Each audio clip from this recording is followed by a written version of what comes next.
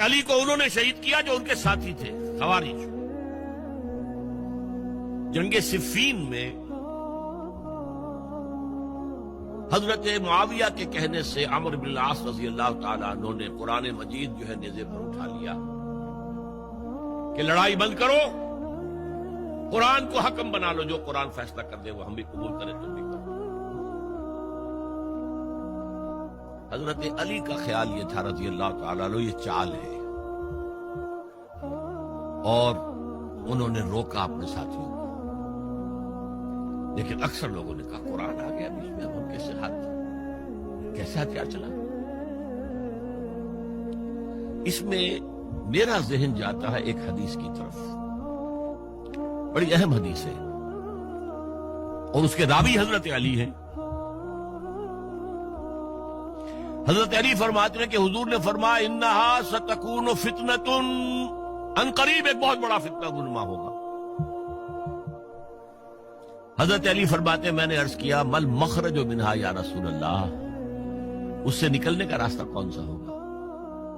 فرمایا کتاب اللہ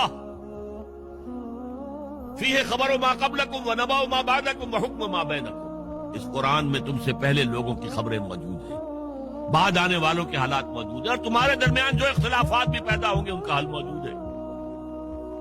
تو کیسے نہ مانتے ہو مسلمان؟ قرآن کو حکم بنایا جاتا۔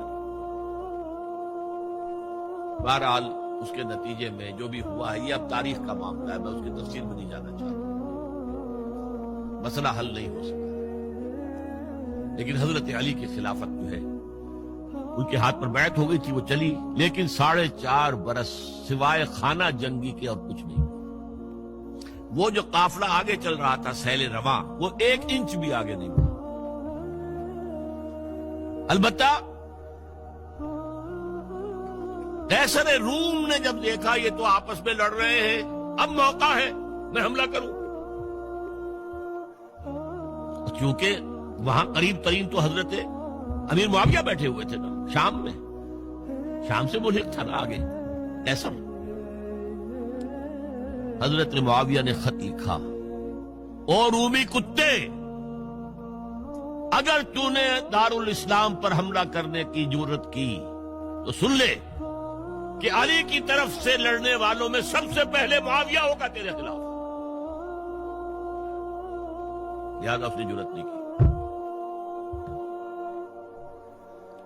بہرحال حضرت علی کو شہید کرنے والے تھے ایکسٹریمسٹ جو خود ان کے اپنے ساتھیوں میں سے تھے۔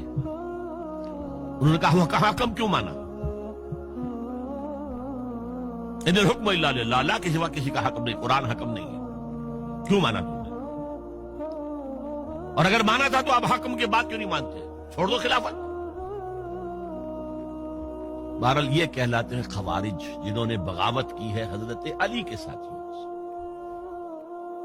ان میں سے 3 نے بیٹھ کے طے کیا، یہ 3 جو در حقیقت بڑے شخص ہیں، یہ اس وقت امت جو ہے ان کی وجہ سے اس مشکل میں پڑی ہوئی، تینوں کو قتل کر دیا۔ فلاں دن صبح فجر کی نماز کے وقت ایک شخص وہاں جائے گا، ایک شخص وہاں جائے گا، ایک شخص وہاں جائے گا، اور فجر کی نماز میں قتل کر دیا۔ ابن ملجم آیا، حضرت علی پر وار کیا، وار کاری ثابت۔ باقی 2 حضرت معاویہ اور حضرت عمرو بن العاص، ان میں سے ایک تو اس روز فجر میں آئے نہیں کسی وجہ سے، اور دوسرے پر جو وار پڑا وہ اوچھا وار تھا، وہ کاری وار نہیں تھا۔ حضرت علی شہید۔ اس کے بعد حضرت حسن کی خلافت ہوئی 6 مہینے۔